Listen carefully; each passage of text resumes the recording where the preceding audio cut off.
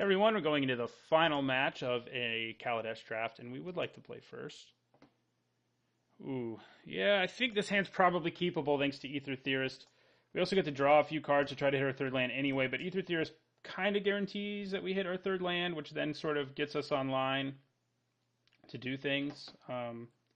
So yeah, I think it's fine. It does make, when you can scry, it makes hands more keepable. As I'm sure you know, if you play Modern and have ever cast a Serum Visions, you can keep a lot of hands that would be otherwise questionable if you have a Serum Visions. Of course, then if you get Inquisition of Kozilek and lose your Serum Visions, sometimes that can end really bad. But usually they're too afraid to do that, and they take like your real spell out of your hand. So, but not always. So yeah, turn 2 Ether Theorist, turn 3 Thriving Rhino is probably what I would try to do, especially because I'm on the play. A turn 3 Thriving Rhino is it's a pretty big beating. Um, Attacking on turn 3 when you're on the play with a 3/4 is just hard for the opponent to deal with.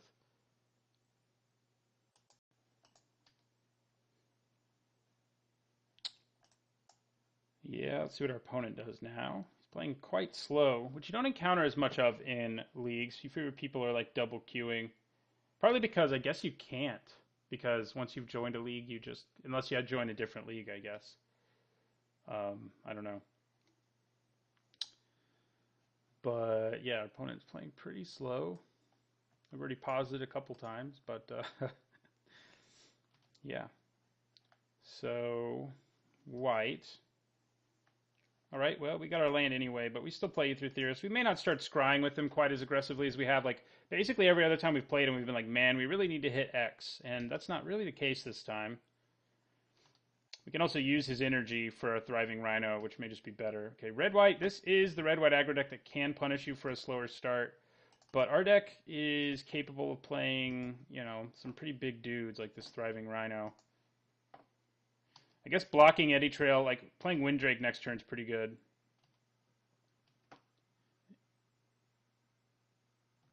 Right, Foundry Inspector, okay. Because the Windrake can block this thing, obviously. Oh, I should have scried there.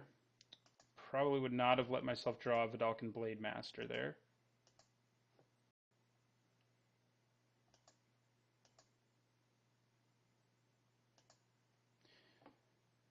Yeah, I think I am going to play Windrake here over a second Thriving Rhino. I thought about playing the other Rhino, but yeah, we need to scry this time instead of not scrying.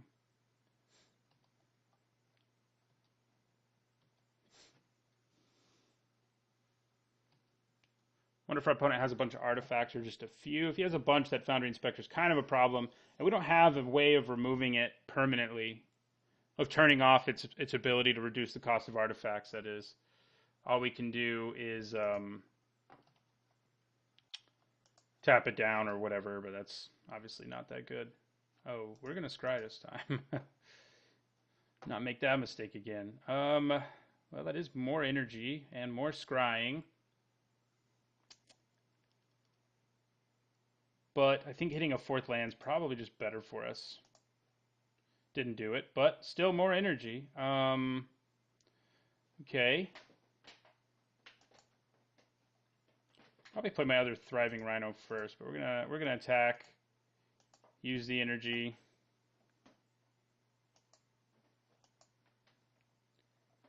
I mean, he can double block, but that's like the best he can do, and obviously it's not that good. I'm thinking about playing the Rhino. Yeah, I think we do. Probably not going to scry this time around, sadly, but the reason I want to play the Rhino is because I can right now. Basically, if I draw a fourth land, I can play one of these. Well, probably the Blade Master and Thriving Turtle. It just seems like a little more aggressive of a way of going about things. Okay, well, it's a little concerning, actually. Once you have Foundry Inspector, that card actually is playable, I think. Still not amazing, but playable. If you have like two-ish Foundry Inspectors and other reasons to care about artifacts, especially, it can be pretty good. So do we scry? I think we might because we have Thriving Turtle to give us more mana. And the Turtle's a little too late to the game to actually be aggressive, so it's mostly just going to be giving us energy for 1 mana. And a body, a reasonable body that can block if it has to, although not very effectively against these guys.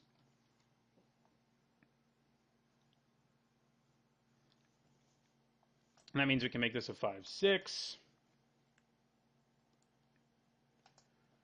Right, well, there are some artifacts.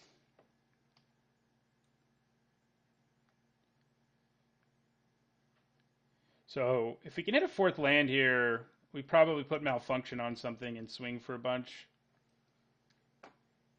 And we do have a 4th land. I think we take it. We can't actually, we don't get to produce energy or pump our Thriving Rhino this turn if we do that. It's worth noting.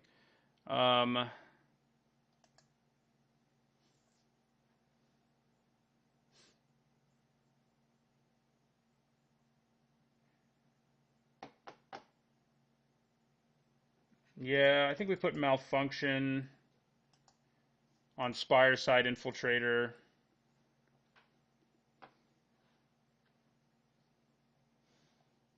We do take 1, incidentally.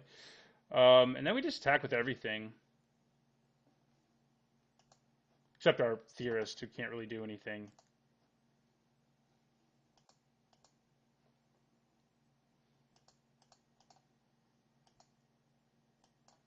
We don't have enough energy, so we won't be doing that.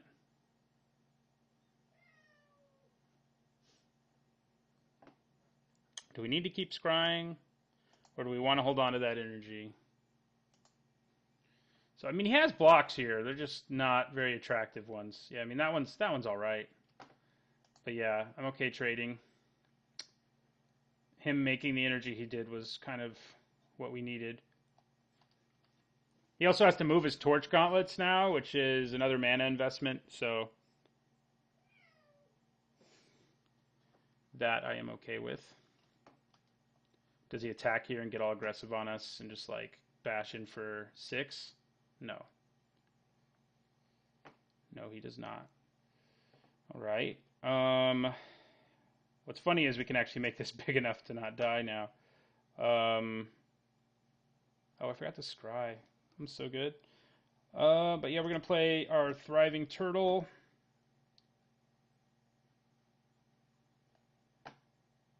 Get some energy going. And I think we attack with this. And if he double blocks, we get to kill both those creatures. It does leave us without a real legitimate threat, but we can still attack with Windrake.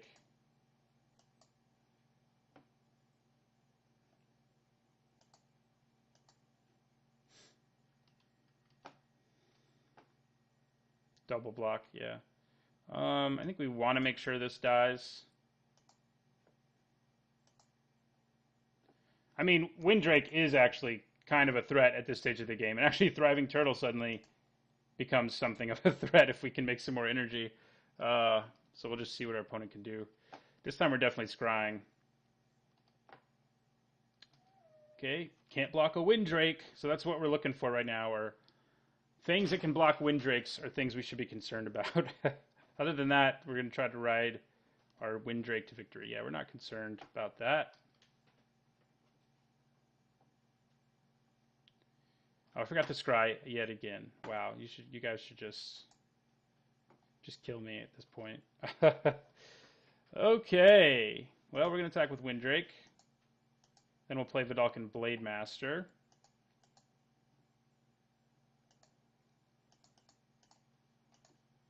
And we'll end our turn. Gonna scry this time, I swear. This game we're actually not producing quite as much energy as we could. Granted, as we have in our other games, but we also didn't draw our Imperial Voyager, who's loved us, and we used a lot on our Thriving Rhino. So, what was he, a 5/6 in the end? So, yeah. Okay, so we see an Eddy Trailhawk. That's 1 flyer, but we didn't see more than that. So I don't feel, I'm not convinced I want Takedown, so I don't think I bring it in. No, I don't think I do. I haven't seen Snare Thopter. Of course, I'm complaining about that, and I've drawn a lot of Sky Sovereign, rather.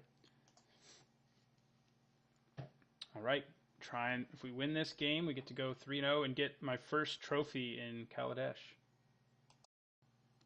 Right, this hand seems reasonable. I don't love it, but I think it's fine. I have an early creature, a win condition, and a dragster. Ooh, that makes it a lot better. Riparian Tiger likes it when you can make a lot of mana, like a lot of energy rather.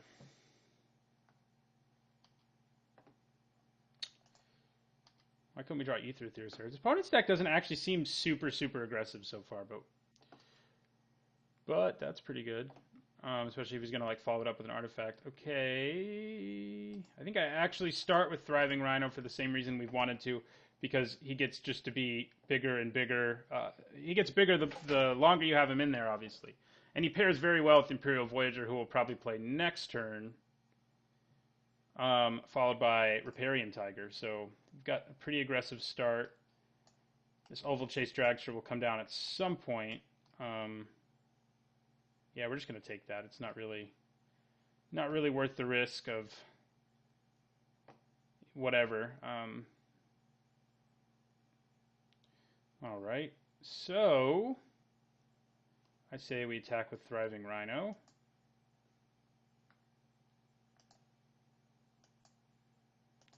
We use his energy.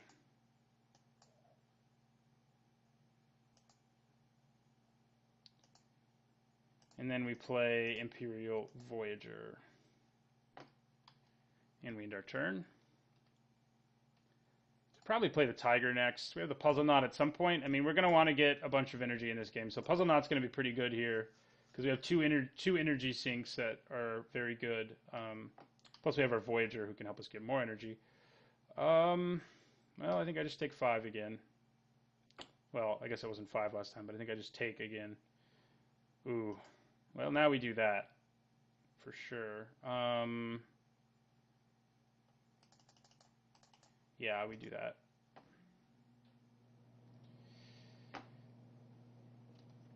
Yeah, it's loved us. What can I say? I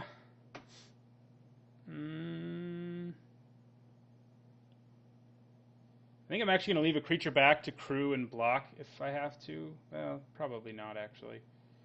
What do I kill? I think we kill the Terror just because it can hit us harder, and right now we're just basically in a race. So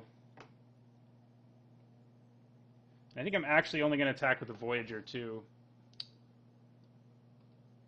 We don't have the energy to pump the Rhino right now, so it doesn't seem incredible to me. I mean, we hit him for 5. He swings back at us for 5, but he's leading that race. I think I'm just going to attack with this, and I'm willing to block, especially. Yeah, I think I'm willing to block anyway.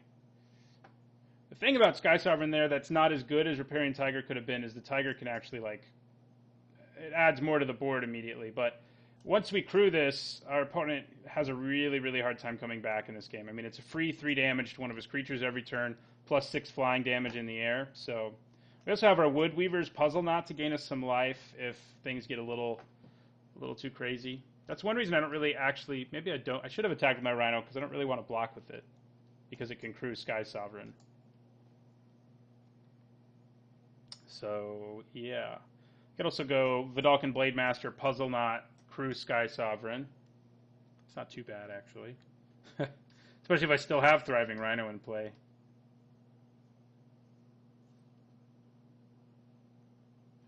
So yeah, that's worth thinking about. So we can kill either of his creatures with Sky Sovereign. We have that going for us. Alright, well that's a little scary when we're at the life we're at, I'm not going to lie to you. But he only has 1 good attack here. And actually it's not that good. I don't think he realizes I can do this. We're going to crew this. It's only a 4/3 and he's out of mana, so we're going to crew this with Thriving Rhino. And just block it. So we get a big play there, a misplay out of our opponent. We've made enough of them, so So we just block that thing. Then we crew our Sky Sovereign, kill this. He can't crew his. And yeah, he realized the mistake. The joys of Kaladesh. Remember, your opponent can, in fact, block with vehicles.